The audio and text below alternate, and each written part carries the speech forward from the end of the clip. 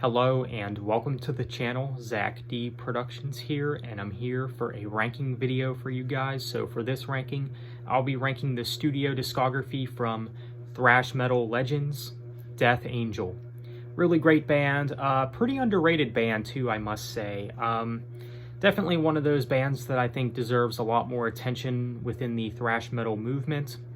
But yeah, in my opinion, I don't think Death Angel has ever released a bad album. Obviously, there's albums better than others. Well, that's the point of this ranking, of course. Also, keep in mind, the bottom three on this ranking, I actually don't own in my collection yet.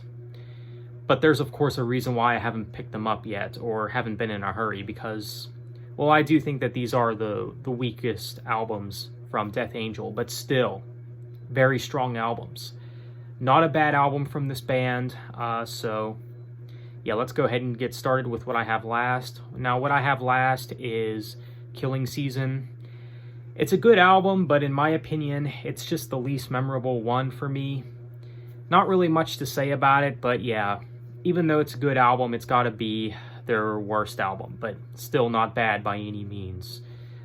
So next we have The Art of Dying. Now, I know that some people do say that this is one of their best, and I definitely don't agree with that.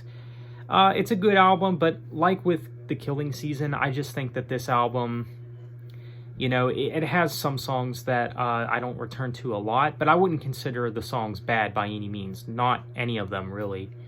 But this album does have the song Thicker Than Blood, which was actually one of the songs that got me into Death Angel, so there is that. Really great song, but besides that, I don't really return to much from this album, but still, for what the album is, it's pretty solid. Next, we have their debut album, Ultraviolence.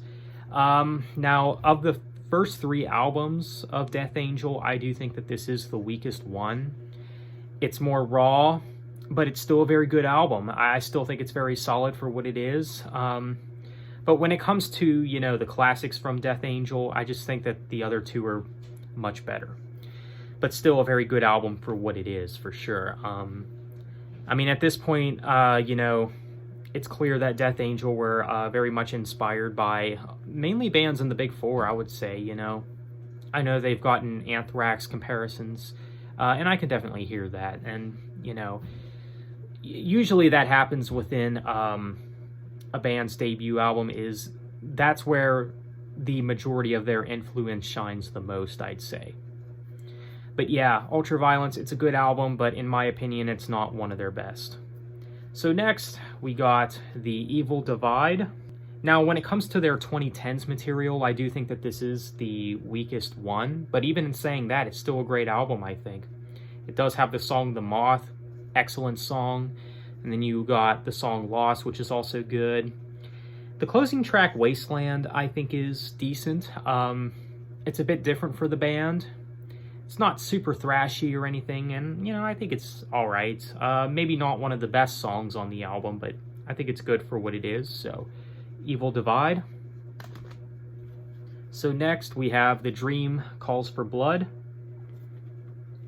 Yeah, very good album, I think. I know that some people even say that this is one of their best. I've actually seen some rankings where some people even say that this is the best of their modern era.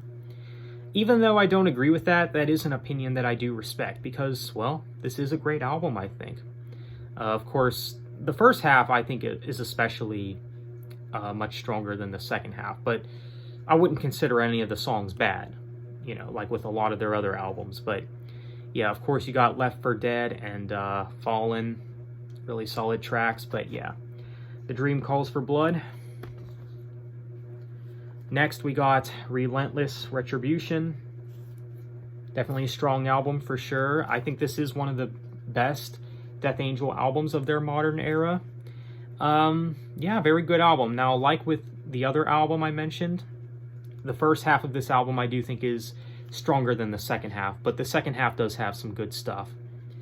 But yeah, with the first half, you of course got Relentless Revolution, really great song. Claws In So Deep, I mean, that's another solid track. But yeah, a lot of great stuff on this album for sure. Really good production and things like that, so yeah. Next, we got their last album, Humanicide. in my opinion, the best of their more recent material. I know some people can agree with me on that. Really, you can't go wrong with any of the songs on this album. I mean, the title track, really great song. Aggressor, I Came for Blood, a lot of solid stuff. But yeah, I'd say it's one of the best albums of the year it came out, which was 2019, I think. It's been a few years since the last album, obviously, so we are getting close to that point where we are due for a new album. And I do believe that Death Angel is working on a new album, or they've already worked on it. I'm not really sure what the current status is with the new Death Angel album, but it's exciting to know that we're going to get one sooner rather than later.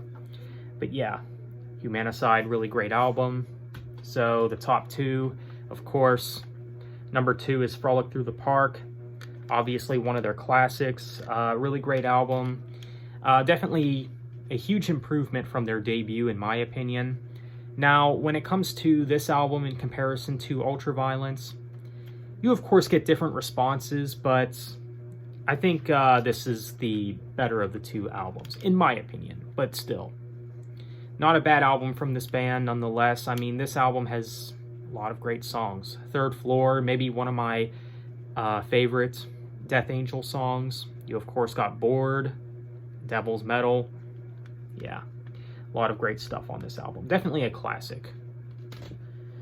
Now, at number 1, I'm sure a lot of you know what number 1 was going to be at this point. This is maybe one of my favorite thrash albums of all time. It's really grown up to be one of my favorite albums in thrash. Maybe top 5, even though that might be going a little too far. Top 10 if nothing else anyway, but yeah, really great album. Number 1 is Act 3.